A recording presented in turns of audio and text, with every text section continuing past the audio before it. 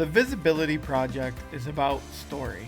Recognizing that everyone has had a different lived experience during the pandemic, we wanted to hear yours. The good, the bad, the challenges, the triumphs. In a series of podcasts, we will hear from our listeners who answered the questions, what has the pandemic been like for you? And what do you hope we learned during the pandemic? If I think about what the pandemic has been like for me, I think my answer would be around the concept of resilience. We all remember kind of where we were and what was happening when we started to notice that things were going to change. And much of my life revolves around my son, my teenager. And as I was starting to watch the news and recognize that things were going to move over and start impacting the states, and they probably already were, and we just weren't really aware of it. I remember looking at him and saying, hey, you just need to kind of have your wits about you. Things are going to get a little different, and people are going to act differently because they're going to be in fear, and there's going to be fear and uncertainty and panic. And I remember just starting to prepare him for that realization. And I was probably preparing myself for it as well. But I remember just starting to have that conversation with him. And I also remember that week leading up to being sent home from school, that I said, well, you might want to start to clean your locker out a little bit and just get things that you might want at home. And I remember the Thursday before the Friday, they got sent home from school saying, why don't you just get everything out of your locker? And I remember him looking at me like, what? Like, what are you talking about? And I'm like, I just kind of have a feeling. I just have a feeling that you're going to be home for school for a while. And then that happened. And we thankfully are a household where we're fortunate. We have the things that we need. We have access to the things that we need. My job role can be done remotely. My partner's retired. And so it was more just of a feeling of like hunkering down.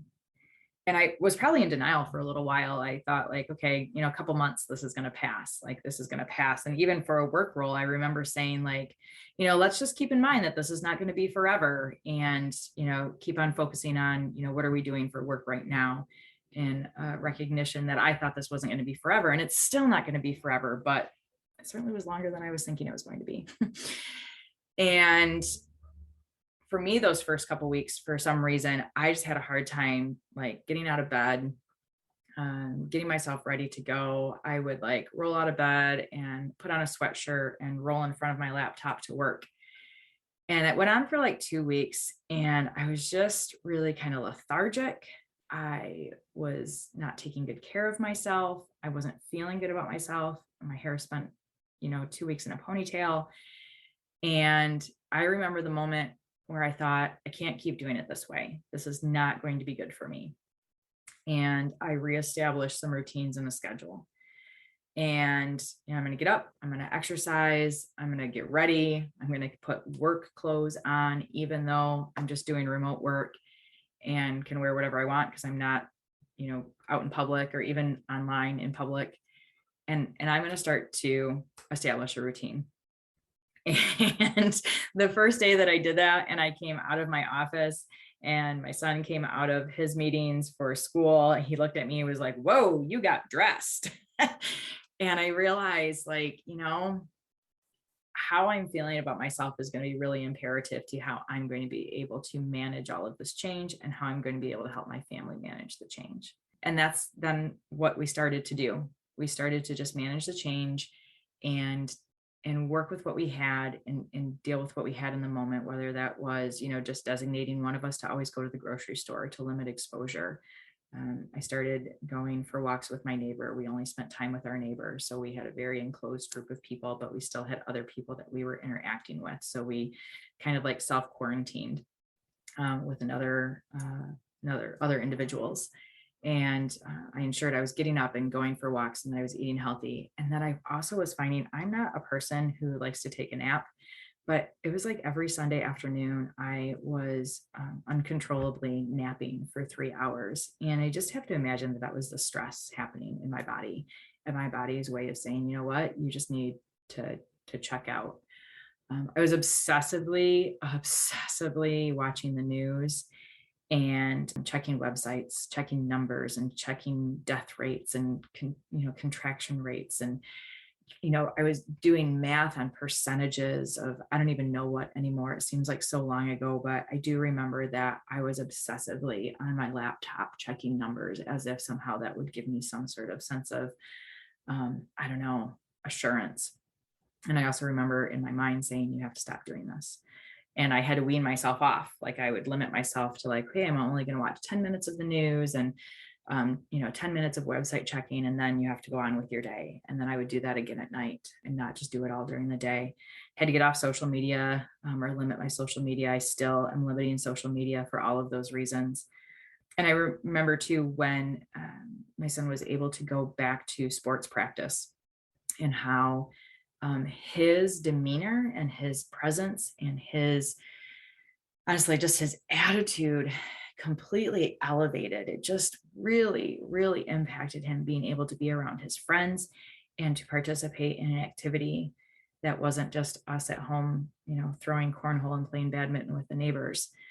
Significant improvement in his, I would say, mental well-being when he was able to go back to sport practice and then back to school in person.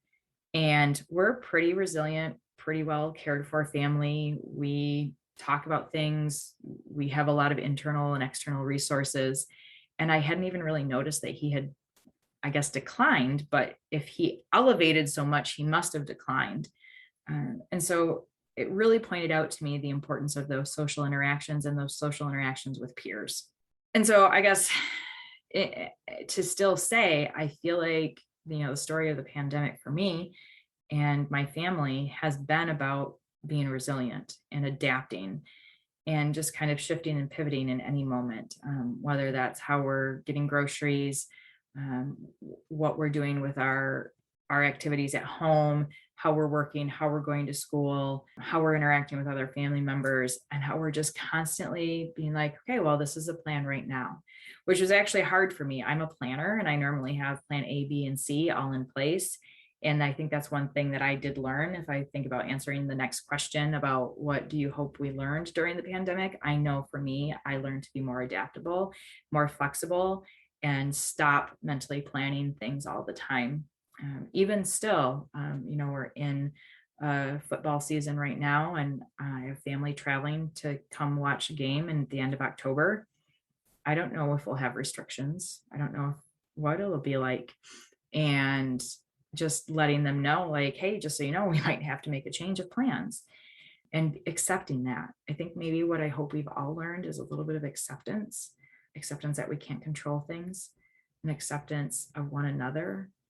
Things have been so divisive. It's really intriguing to step back and take a look at, when things first started around the pandemic, everyone came together and, how can we support one another? And we're in this together, and all of the things we did to stay connected and just really encouraging and supporting to one another. And a year and a half later, it doesn't feel that way anymore. And it feels like we're now divisive and against one another. And I think if we could learn some acceptance, and if we could learn how to bridge those divisions and stay connected and stay empathetic and stay, honestly, more like past empathy and more towards compassion, that I'm willing to accept your perspective and that you see things a particular way. And I care about you enough as a human being that I guess I'm just going to acknowledge that. And I would hope that others would do the same for me, that I have a perspective and I have an experience, and we're all walking through our experiences together in the same, I don't even know how to say it, like it's the same experience, except we're having individual experiences amongst that, which really just points to interdependence. I just really hope we start to be more connected and recognize our interdependence. You can stay connected with the Visibility Project by subscribing, liking, and sharing on your favorite podcasting and social apps. Look for us at the Visibility PRJ. Financial support is needed to keep the conversation going. Go to midlandfoundation.org/give and select the Cultural Awareness Coalition Endowment Fund to be part of the project. Note podcast in your donation notes. Thank you for listening. We see you. We hear you. And together, we are making a difference.